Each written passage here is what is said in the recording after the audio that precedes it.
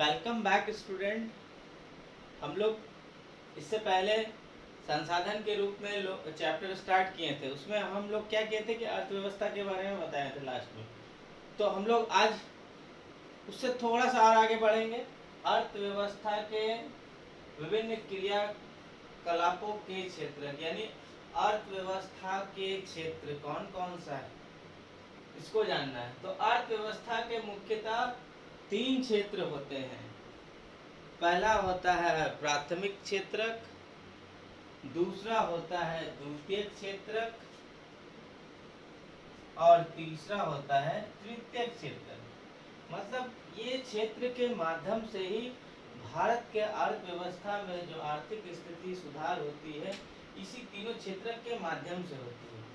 तो कौन सा क्षेत्र कितना इम्पोर्टेंट है, क्या है, सबको बारे में जानेंगे। तो सबसे पहले प्राथमिक क्षेत्र, मतलब कौन सा क्षेत्र को हम लोग प्राथमिक क्षेत्र बोलेंगे।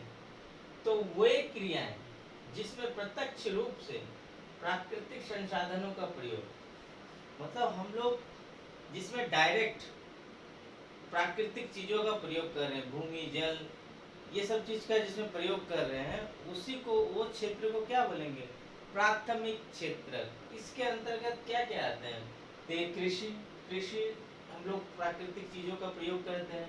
कृषि हो गया, पशुपालन हो गया, मत्स्य पालन हो गया, ये सब प्राकृतिक चीज है। उसी का उपयोग अगर कर रहे हैं, वही संसाधनों का अगर प्रयोग कर रहे हैं, तो क्या कहलाएगा, प्राथमिक क्षेत्र। ठीक है। अब दूसरा है द्वितीयक क्षेत्र। वे क्रियाएं जो वस्तु के निर्माण से जुड़ी है, उत्खनन कार्य यानी खुदाई का कार्य, और विनिर्माण यानी वस्तु का कोई निर्माण हो रहा, तो उसको हम लोग क्या बोलेंगे, द्वितीयक क्षेत्र। यानी प्राकृतिक चीज जो कच्चा माल होता है उसका प्रयोग करके हम लोग अगर कोई वस्तु का निर्माण कर रहे हैं, तो वो क्या कहलाएगा, द्वितीयक क्षेत्र। तो हम लोग यहाँ पे एक एग्जांपल्स लिए हैं, गन्ने से चीनी का निर्माण, यानी गन्ना हम लोग का क्या हो गया, एक कच्चा प्राकृतिक कच्चा माल हो गया। उससे क्या हम लोग क्या किए, चीनी का निर्माण किए। अब मान लीजिए प्राकृतिक संसाधन है लकड़ी का प्रयोग करके हम लोग क्या निर्माण किए, फर्नीचर। तो ऐसे ही आप लोग और भी एग्जाम्पल दे सकते हैं। तो द्वितीय क्षेत्र मेनली क्या होता है, वस्तुओं के निर्माण से संबंधित है। ठीक है। तीसरा क्षेत्र जो है तो तृतीय क्षेत्र, इसको थोड़ा सा ध्यान दीजिएगा, क्योंकि ये थोड़ा समझ में नहीं आता है। तो इसको पहले आप लोग ध्यान से देखिए।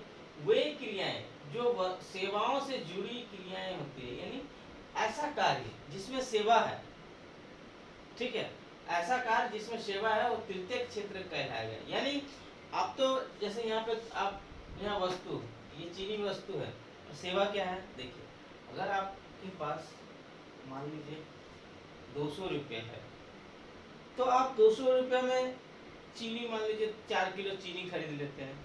ठीक है, 200 रुपये में आप 4 किलो चीनी खरीद लेते हैं।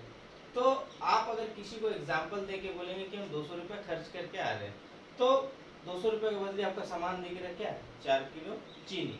लेकिन यही 200 रुपये अगर मान लीजिए आपका तबीयत खराब है, आपको बुखार है, तो आपको डॉक्टर के पास जाना पड़ा।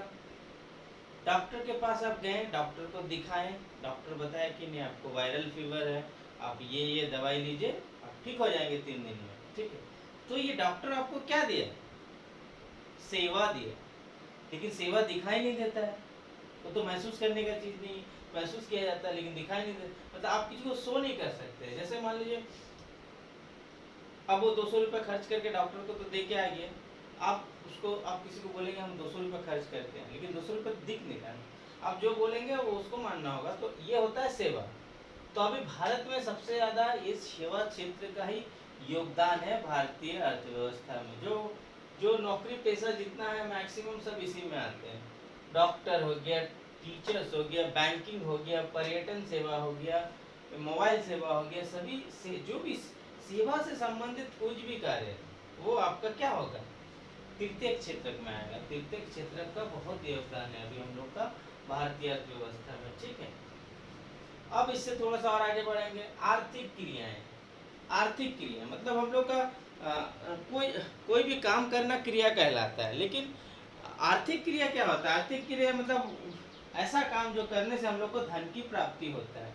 तो आर्थिक क्रिया का हम लोग यहाँ डेफिनेट परिभाषा लिखे हैं, वे सभी क्रियाएं जो राष्ट्रीय आय में वृद्धि करती है, राष्ट्रीय आय में वृद्धि करती है, आर्थिक क्रियाएं कहलाती है। देखिए ये 2 लाइन में लिखा हुआ, लेकिन बहुत इंपॉर्टेंट चीज है। देखिए यहाँ पर राष्ट्रीय है, राष्ट्रीय आय मतलब पूरा देश का है, ठीक है। तो देश का जो आय होता है, देश का जो भी आय होता है उसमें वृद्धि, तो हम लोग का देश का आय में वृद्धि कैसे होता है? जैसे मान लीजिए कोई भी नौकरी पेशा आदमी सरकार को टैक्स देता है, उस टैक्स के माध्यम से सरकार का आय होता है, तो इससे क्या होता है? राष्ट्रीय आय में वृद्धि होता है। तो ऐसा कार्य जो सरकार के आय में वृद्धि हो रहा है, वह सभी कार्य आर्थिक क्रियाएं कहलाएंगे।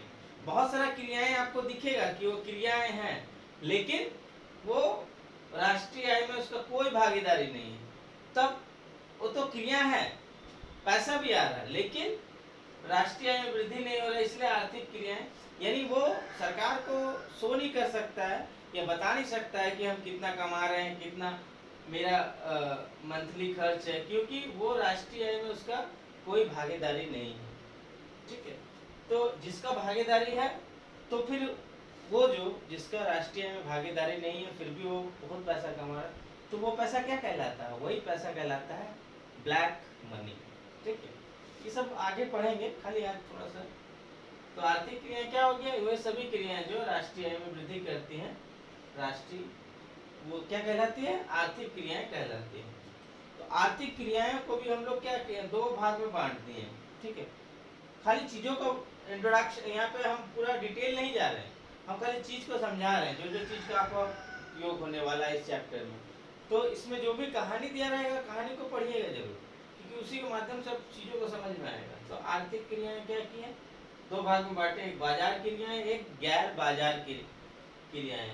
बाजार क्रियाएं में हम लोग वेतन और लाभ, जैसे लाभ के उद्देश्य से कुछ काम हो रहा है, कोई वेतन कर रहे हैं, यानी कोई आदमी नौकरी कर रहा है, तो क्या होगा?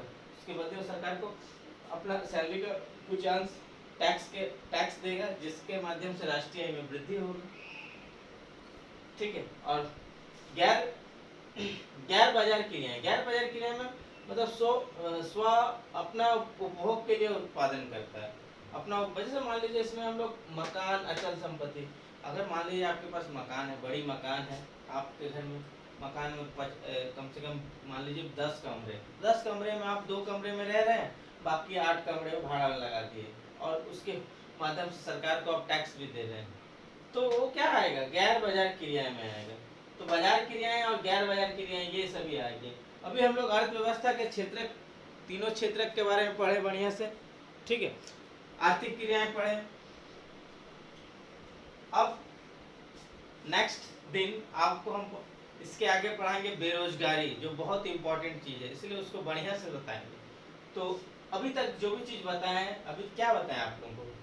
सबसे पहले संसाधन के रूप में लोग को बारे में बताएं, उसमें मानव पूंजी का निर्माण, मानव पूंजी का निर्माण बता दिए, उसके अर्थव्यवस्था बताएं, अर्थव्यवस्था के क्षेत्र बताएं, और आर्थिक क्रियाएं बताएं। ये सभी चीजों को आप लोग कॉपी में बढ़िया से लिख लीजिएगा और कॉपी चेक करवाइएगा मेरे से, ठीक है। तो आज इतना ही, अब नेक्स्ट दिन आपको बेरोजगारी पढ़ाएंगे, ठीक है। तो आज के लिए इतना ही, ठीक है बच्चों, बाय बाय बाय।